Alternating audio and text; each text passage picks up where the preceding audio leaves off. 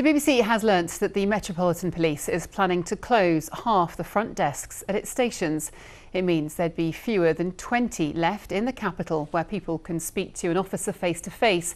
The force blames budget shortfalls and low usage. Layla Hayes reports. Twickenham Police Station, a place where the public can report a crime 24 hours a day. But that could be about to change. The Met Police now want to close the counters at half of London's police stations, including the front desk here. The Met Police say only 5% of crimes were reported using front counters last year, with most Londoners doing it over the phone, online or with officers elsewhere.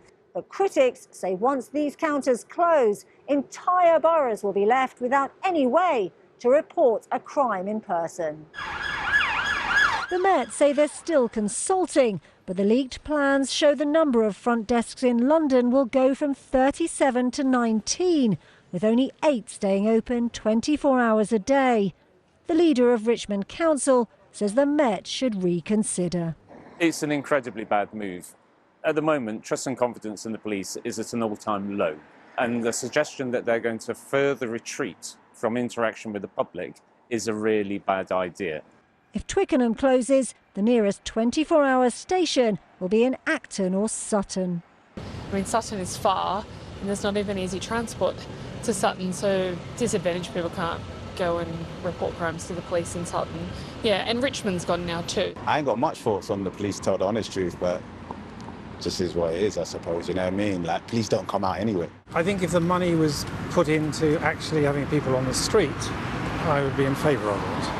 The Met Police say budget constraints mean it's no longer possible to keep the front desks open, and resources will instead be directed towards tackling crime. But many Londoners will need to be convinced that really is going to happen. Layla Hayes, BBC London. A man's been charged with violent disorder and criminal damage following clashes outside a hotel in Epping, believed to be housing asylum seekers. 8 police officers were injured following what started as a peaceful protest on Thursday evening. Essex Police said 33-year-old Keith Silk from Loughton was arrested on Saturday. The family of a man who was diagnosed with a rare kidney condition as a child is urging more donors to come forward from the South Asian community. Amit Paul has been waiting 4 years to have a kidney transplant and says his life is stuck on hold. Thomas McGill reports. At just 24, Amrit survives on a daily cocktail of drugs and kidney dialysis to survive, something he's been living with for most of his life. 4 years ago, he was told he'd need a kidney transplant and has been on a waiting list ever since. So I actually found out when I was 21, going through final year of uni.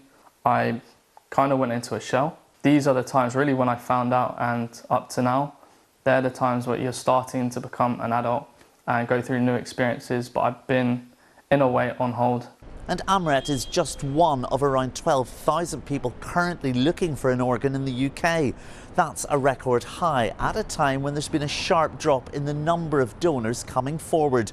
And there's another issue. There's even fewer donors registering who are from an ethnic minority background, including the South Asian community. That's why Amrit's family is now calling for more people from the South Asian community to come forward and register.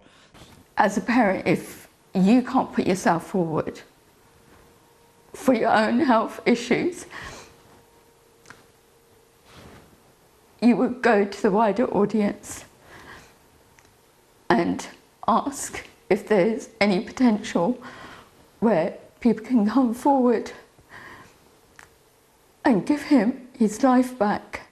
Experts say it's a problem due to a number of reasons. There's a high representation of blood group B patients within certain ethnic groups, South Asians and black patients, for example. We have less donors for those patients, so there's that side of things. And also certain patients from ethnic minorities have rarer tissue types, so the tissue type matching also becomes more challenging for us. Amrit has now graduated and is trying his best to carry on as normal, hoping more people will come forward and that life-changing call will happen soon. Thomas McGill, BBC London. Hello again. Now the main stories in London. A man has died after a car ploughed into a pub in Bow in the early hours of this morning. 2 people were arrested after the car crashed into the Albert. One of the passengers in the car died at the scene.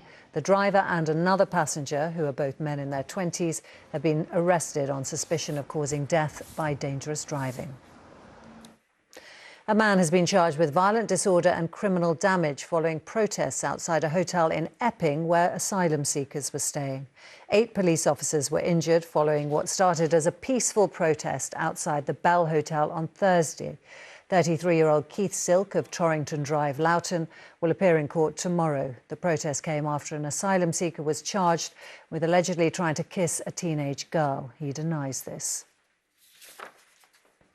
Train company C2C has become the second to be nationalised by the Labour government. The service, which runs between London Fenchurch Street and South Essex, has been controlled by Italy's state-owned rail company Trenitalia since 2017. The nationalisation is supposed to keep the trains on time and stop ticket prices rising, but ministers couldn't promise that fares would come down. There's a gap on the day-to-day running of the trains where the fare income that we get in is about £2 billion less across the country than that which it costs to run the trains on a day-to-day basis. What I can promise people though is that I'm going to be straining every sinew to make sure that they get really good value for money when they're travelling on the trains, that the trains are turning up on time.